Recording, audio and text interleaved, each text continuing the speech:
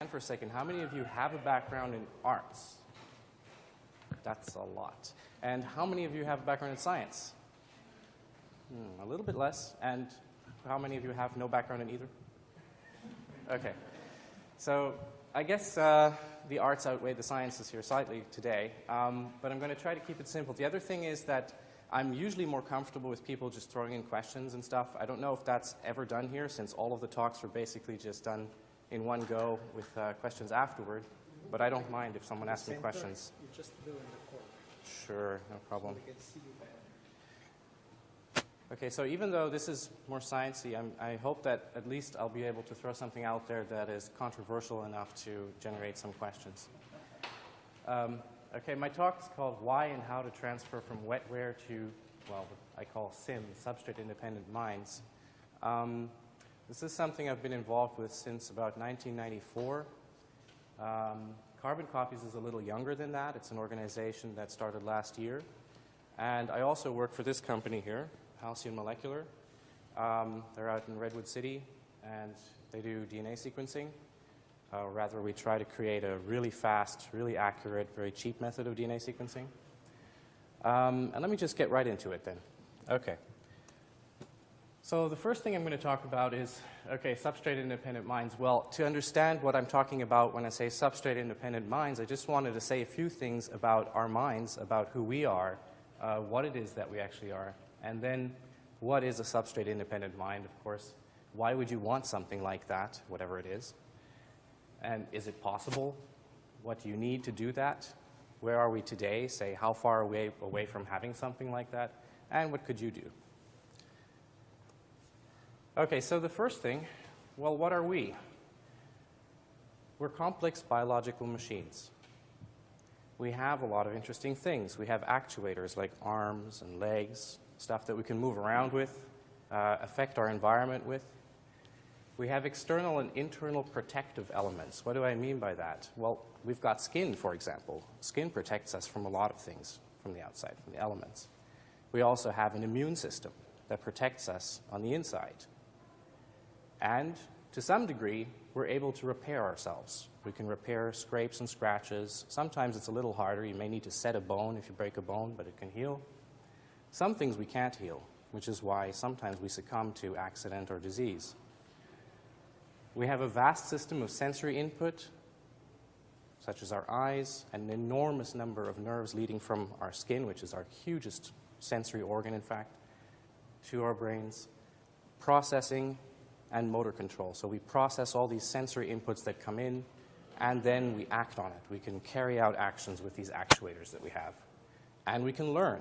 So we can change how we react when we perceive something. And we can also change how we react based on our memories and based on our desires.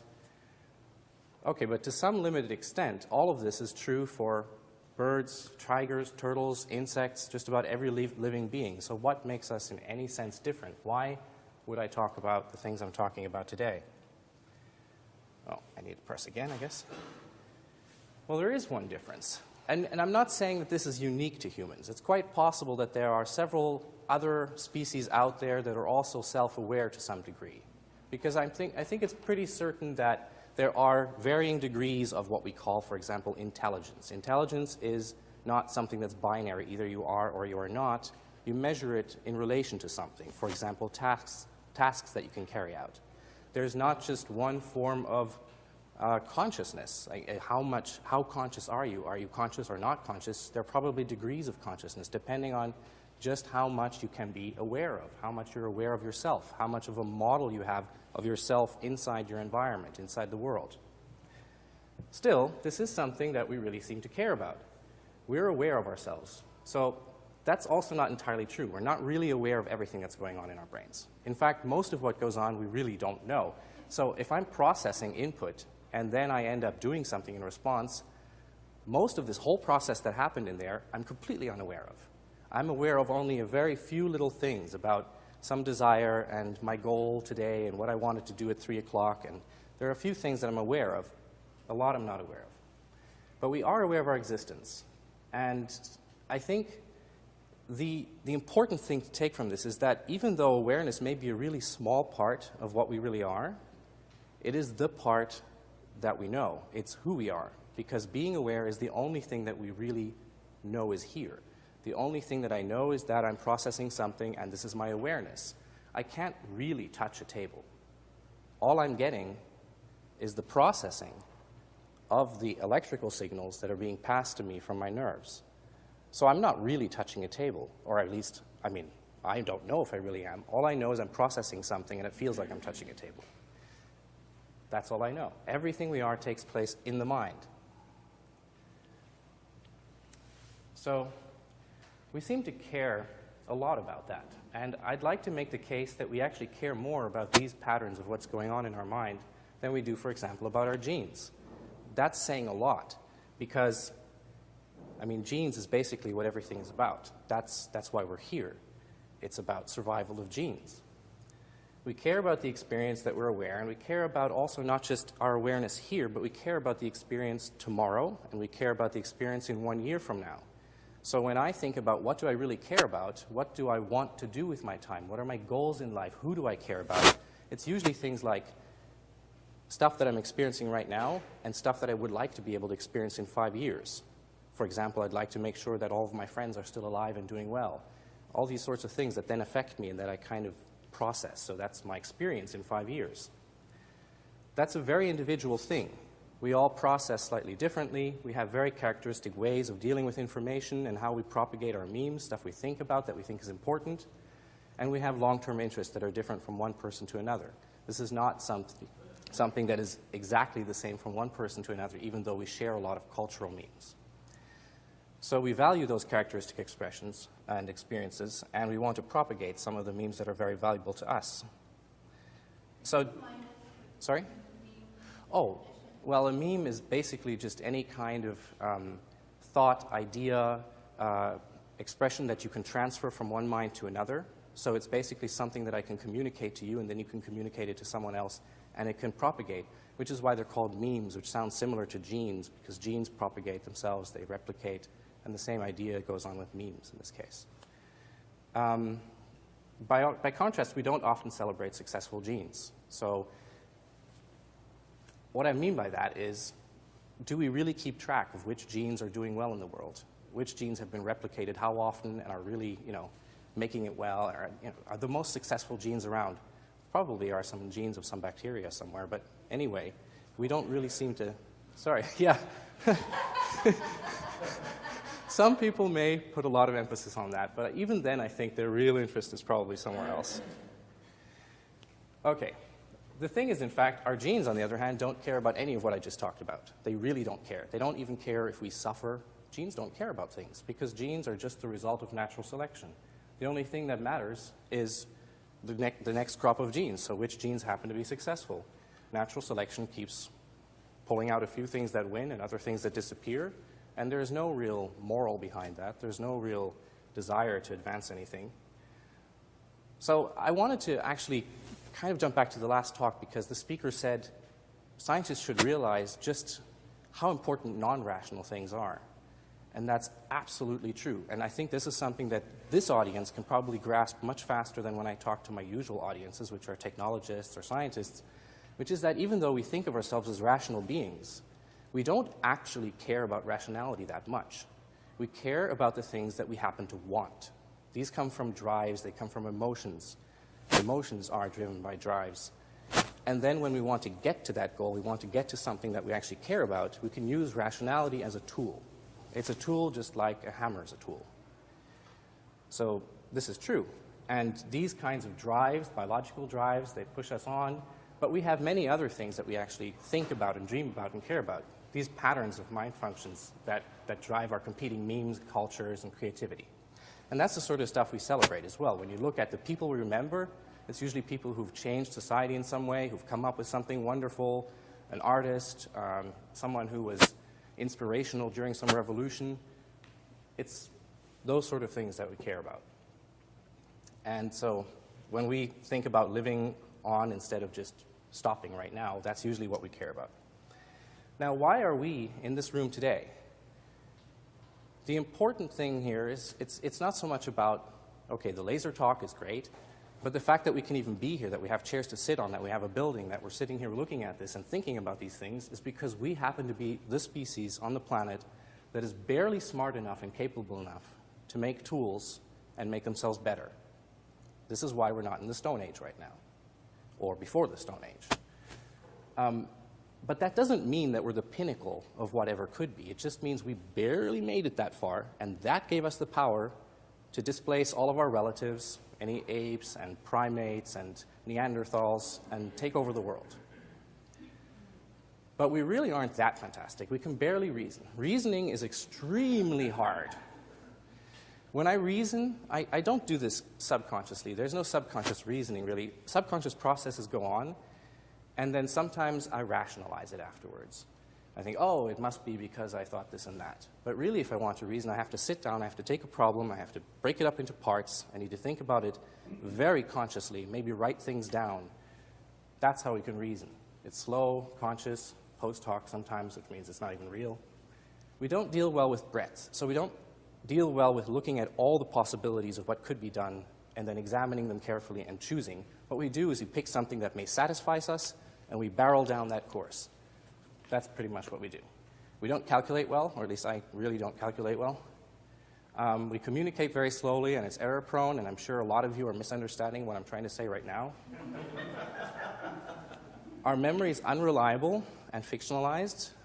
Most of what happened yesterday, I'm just imagining that that's what happened yesterday because it seems to fit my general worldview of what sort of things happen.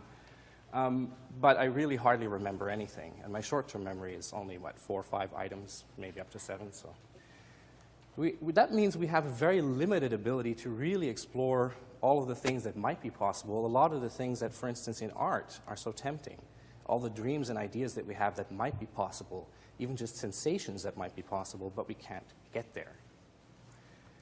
Now, there's more. If we end up building other intelligence, like there are people here in this very city who want to do that. Anyone who's heard about the SIAI, you know, they worry about it a lot, the Singularity Institute. Then you might end up with machines that have just that little bit more than we do. They're a little bit more barely smart and capable, and then we get displaced. So there's also kind of a survival kind of urgency here. Our genes have only a very limited area of success in that niche, and that's only here, only now, not necessarily in other environments. Now, what is a substrate-independent mind? Well, the idea is not that it's not substance-independent or something like that. It's substrate-independent. Doesn't mean it doesn't have a substrate. It just means you can move from substrate to substrate. So it is still you, your personality, your characteristic way of processing things, your manner of experiencing things, your identity, and that's a very important one, by the way. It's a complicated one when you think about how can you maintain your identity, your memories, and taking many different physical forms, different kinds of substrate that you can live in. The framework or hardware would then be optimized to the environment you're in or the challenge that you face. Basically, it's us as extremophiles. Extremophiles can survive, for instance, the very hot environments in vacuum, so they could perhaps survive if our sun goes nova and the Earth is no longer livable, or anything else, really. So they're the best candidates for survival, and that's because they're very adaptable to different environments, or at least they survive it for a while. You'd like to be like that if you could. So, again, is this possible? Well, this is where the Church-Turing thesis comes in. This was by Alonzo Church and Alan Turing. Everything that's computable is computable by a Turing machine, is basically what that says if you just sum it up briefly. And a Turing machine is this theoretical thing, which is basically a strip of tape with symbols on it, and there's something that manipulates those symbols according to a table of rules. And if these rules, if they make up a complete set, something that makes it a Turing machine, then it can compute anything that's computable. And of course, the obvious example is the CPU. That's what Alan Turing was aiming at, was a computer. How do you make a computer? Now, in neuroscience, the accepted understanding is that mind emerges from brain. It's not something that we're just communicating with at a distance or something that is totally ephemeral and not to be understood. It's something that when you can knock out a little bit here, and then that bit of the mind goes away. You can detect what happens when you stimulate in a certain place. So it's emerging from the brain. It's part of these biophysical processes, and those processes are computable. That means, at least in principle, you could do this. A substrate-independent mind means you need to have the information and the processing capability to carry out what's going on in the brain. So this means you get your mind, but adaptable, and you can grow it in various ways. If you can put it in a substrate, like, say, a computer, just to take that as an example, then you have access to everything, every single mental function that's going on. It's no longer inaccessible like they are now. I can't list my memories for you right now. It's impossible. I cannot list my memories. They're only accessible through an associative process. This is entirely different. It's just like running your PC on an emulator on a Mac. So you've got programs that run on a PC. It was built for a PC, but you can run it on a Mac. That's the same idea. Take something that runs on a human brain, run it on a different kind of brain. That doesn't mean you can copy everything, of course, because you can't actually operate as well as the matter that is right in front of you. But we don't need to, because we don't care about those things. Take by analogy this PC Mac emulator. You don't care about how this PC is warming up the environment in different spots because its circuit board is laid out in a certain way. The only thing I care about is whether the programs run the same on the emulator as they do on here. And that's what substrate-independent minds is about. You need to know which level you're trying to emulate, what is it we care about, and what do you need to be able to run somewhere else. Okay, so we'll skip a few of those little things, but anyway, what it means is you can really access and change stuff. And I don't know why, but I put down flying unicorns there. I think that's because, you know, if you can really put yourself in another body, then you could, in fact, be a flying unicorn. So you can finally tell your daughter that she can have a flying unicorn or she can be one. Yeah, why would you want a substrate-independent mind? Well, this is valuable. Usually when we have a valuable document, we copy it.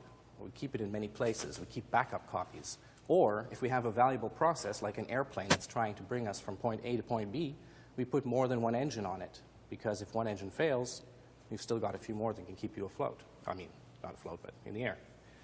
So robust redundancy, distributing function, backup, those things are important when there's something there you actually care about.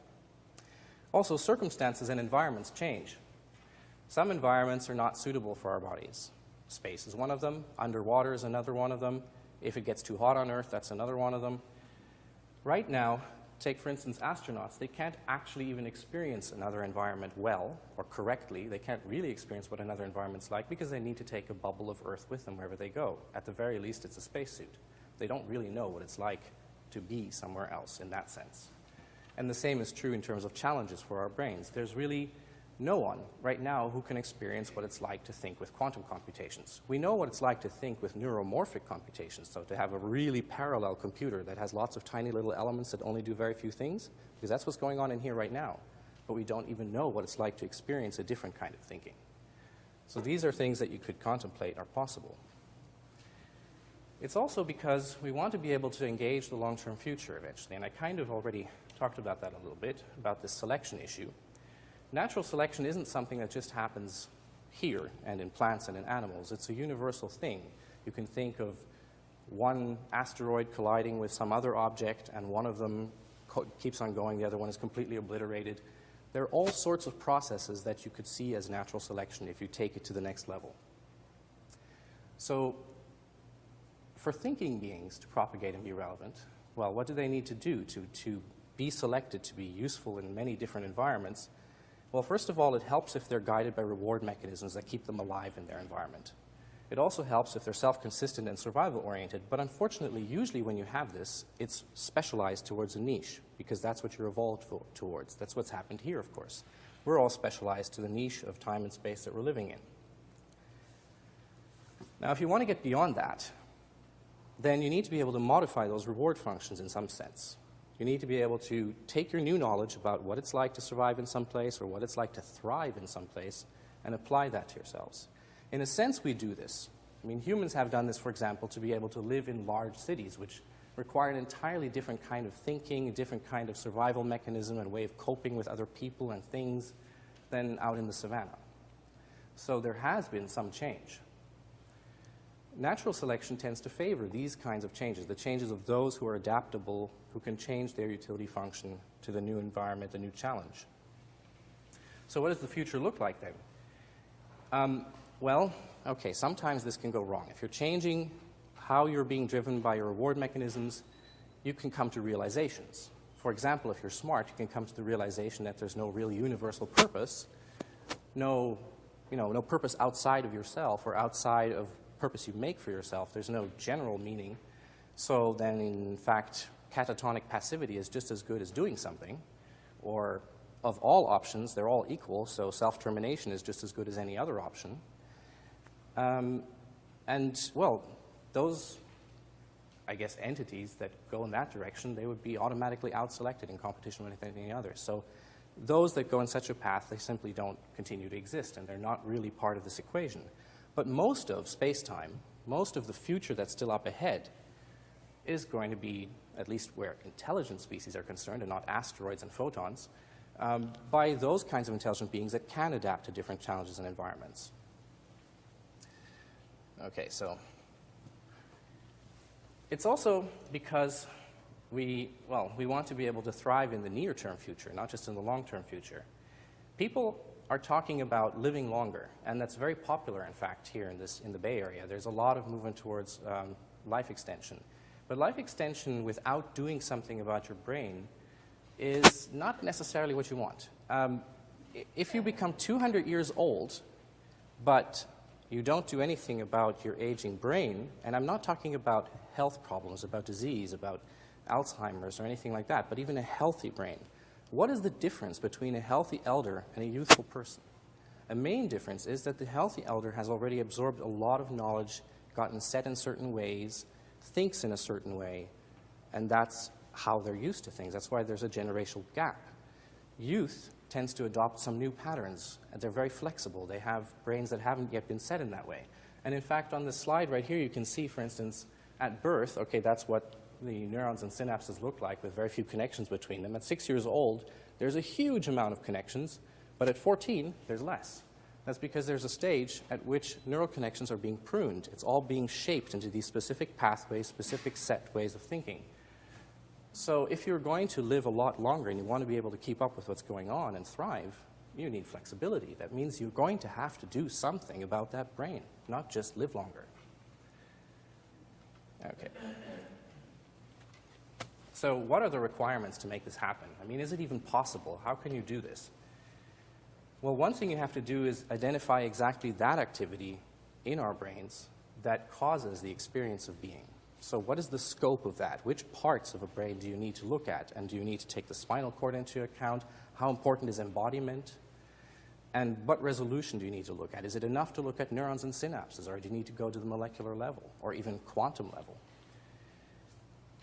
Although I personally don't think that, and I tend not to mention it, but okay, I mentioned it just for the sake of completeness. You need to be able to connect with that and duplicate that information and those processes, but you need to do that without disrupting our sense of being. And this is the process known commonly as mind uploading in certain circles anyway. What I mean by not disrupting the sense of being, it's this. That's why I was alluding to the difficulty of maintaining personal identity. I spoke with Max Moore about this for a while and about my own being on the fence and not quite understanding whether it's okay, for example, to stop a person, then 5 years later reactivate. Let's say, for instance, you were in cryonic suspension. Are you still the same person 5 years later? Is that your same identity, or does it matter that they were disconnected in time? How about if I didn't reactivate the same person there? How about if I reactivated them in another substrate? Is that the same person? Could that possibly be? How is that possible? And we talked about it a bit, and it turned out that it wasn't so much about the substrate or exactly how you do the move. It's really this, how different is your experience in that new situation from your experience before? We're used to changing. I'm not the same person I was as when I was 5, or even 5 years ago or a day ago, but there's a sort of gradual, continuous change, and there's never too much change. If you suddenly take out half my brain, that may be too much change, and it might not be myself after that. Or it may. I'm not quite sure how much is enough or how much is not. But this is why processes that need to be careful about that we need to look at how do you do it. Do you gradually? Do you replace a neuron at a time? Do you replace little pieces at a time? Do you have to run things in parallel for a while? What do you do exactly to make sure that there's no disruption like that? Well, and then you need to be able to carry on the activity in some other substrate, in another brain, and preferably a robust type that also has senses, actions, and a fully capable body. And you would like this to be a form where you can indeed facilitate more, as we just talked about before, like how do you make yourself more flexible again if you're going to live longer? How do you enable yourself to deal with new challenges? And so forth. Now, the features of the biological substrate that we're dealing with when we say how much scope, how much resolution, what do we actually need to take from this, is that the experience, the activity of our experience is actually modulated by processing components. These are bits of the brain, such as neural membranes, synapses, and by the connections between them. So there's structure and there's function. And this structure, and knowing exactly what that structure is, that's something that's very popular these days, and it's called the connectome. And so connectomics is the new, it's like genomics, but connectomics is the research that looks at how to extract the precise pattern of connections in a specific brain. And there are several projects that are doing really well on that. I don't know if I'll get time to talk about it. Now, if you straightforward just want to duplicate the activity that's there, here are a few numbers. I mean, there are 10 to the 11th or 100 billion neurons in an average human brain, and there are between 10 to the 14th and 10 to the 15th synaptic connections. That seems like a lot, but in terms of identifiability, they're still relatively large objects by standards of nanotechnology today. For example, in DNA sequencing, we have to look at a few angstroms distance between bases to find out what's there. So we need to look at, say, 0.3 nanometers. And these things, the synapses, are tens to hundreds of nanometers large. So it's not as if they can't be found or can't be seen. Most of these things are actually quiet most of the time. That's one of the new bits of research that came out of Ed Boyden's work, who was working with optogenetics to try to detect better what's going on in the brain. And he found that when we think, well, neurons spike about 10 times a second or 100 times a second, that's about the max. That's not true for most of them. Most of them are actually quiet most of the time and maybe just work once a minute or once an hour whenever they happen to be involved in something. So many of these things we don't generally see. Okay, so what I'm talking about is not the same thing as what is generally done in neuroscience, even today. Generally, when we look at explaining the connectome or explaining what is inside a certain module of the brain, is you take samples from hundreds or thousands of different animals, different rats. You look at statistics that tell you how far do the connections usually go, what are the number of long-distance connections, number of short-distance connections.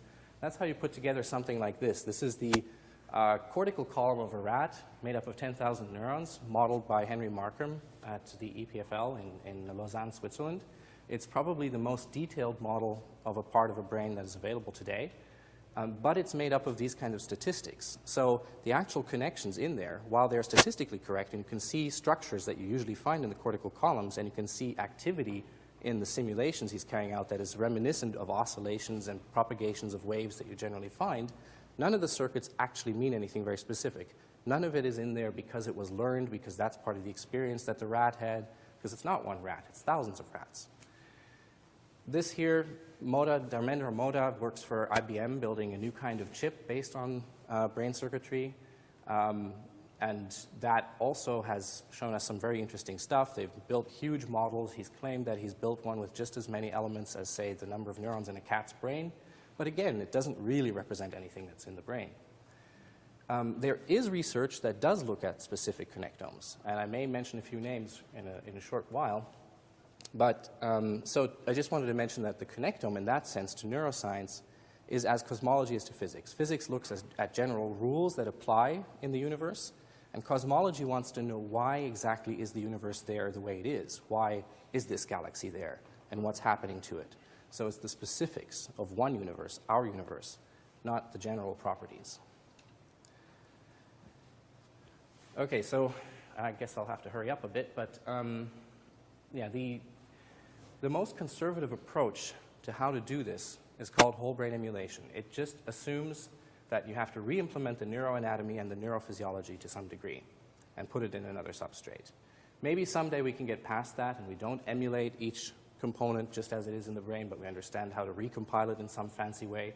But this is the way that pretty much every neuroscientist that I know, that I'm working with, who is involved in this, is working right now. They're all working on whole brain emulation because it is the straightforward conservative path. Here you see, for instance, an image from the Atlam. That's the automatic tape-collecting lathe ultramicrotome built at Harvard by Ken Hayworth, who's one of my very close friends. He has a device that can take a mouse brain that has been plastinated so that it's hard. You can cut it. And he can cut it very thin. He can cut it to about, 30 microns thick. And he can get those sections onto a tape so that you can store all of the brain, basically, in a way that you can put it under an electron microscope. And that means you can make an entire map. And I don't remember if I guess I didn't put it in here. There's some really nice 3D animations that show these maps of the brain reconstructed, at least within certain volumes. There was also a very nice Nature paper recently by Winfried Denk, that's a colleague in Germany, who does something very similar with a slightly different technique. And they were actually able to compare between a functional measurements that they'd done by recording from electrodes in the brain and from a specific part of it. This was retina, actually. Retina is the most exterior part of your brain. It is actually part of your brain, but it happens to be in your eye. And they were able to match that up so that they found that when they determined from the connectivity what those cells must be doing, that this was indeed the same thing that they found in the functional recordings. So they were able to map from structure to function, which is one of the very important bits and pieces you need to know if you want to know whether capturing all this data is enough to understand what's going on in the brain. So for instance here, if you look at this recording here, this is just a little piece that's showing you that there's a synapse here and it's got a bunch of vesicles that have neurotransmitter in it. So you know there's a connection there between some neurons. This is actually from a dendrite that comes out like that. So you can understand that you need lots of stacks of these pictures to make something three-dimensional that you can use. Okay, so. Oh, this is post-mortem. So this is just giving you the structure. Yeah. That's a very important point. Yeah. And if you ask me about it later, I'll gladly talk about it. Yeah. Okay. So there is another approach that's also interesting, which is basically augmentation up to substrate-independent lines by using basically what we do now. I mean, we're already augmenting ourselves all the time, and here we have this case of the iPhone with augmented reality. And we know, for instance, from other augmentations that sometimes they can be better than we are now. Like we have the runner, the South African runner, Oscar Pistorius, who's running on his cheetah blades instead of regular legs, and the competition complains. Oh, my computer complains. Okay, it's basically giving me an ultimatum here. So complain that he's faster than they are because he has these other legs. So you could think that in brain-machine interface, you can come up with something similar. Say that you have lawyers, and one lawyer has a little device that helps him find out things a little faster than the other lawyer, so he's just a little bit better. Then you get a competition. Everybody wants it. Then people in the stock market understand that that's really cool, and they want something that's built for their stuff. So you get these augmentations. But if you want to make the augmentations better, you need a more high bandwidth connection with the brain. So that's when you get into all the same problems as with SIM. You need to start understanding how it works. You need to be able to connect with it. So this is another route that can take you there, and is perhaps a little more market-oriented, more, it's like Silicon Valley, basically. So, yeah, what's the payoff here doing these kinds of projects right now? Well, one is this larger context that there is more going on, and people are working on artificial intelligence as well, and we really don't want us not to be able to benefit from the same things. The other is that, people like Ed Boyden and Henry Markram and Ken Hayworth that I was just talking about, these are all, real scientists working in the field who have accepted that the idea of taking brain circuitry and emulating it somewhere else, that's a real thing you can do. It is not fantasy. Then, time to completion is usually related to the amount of effort you put into it, unless there are certain other problems with it. So there is a chance that if you put enough effort into it, you can even do this within our lifespan. Now, there's no certainty there whatsoever, but you could imagine if you did a Manhattan-style approach or something like that, it might be possible. And here I just wanted to show a few things that could potentially achieve that within our lifespans. One is called a demux tree. That's demultiplexing tree.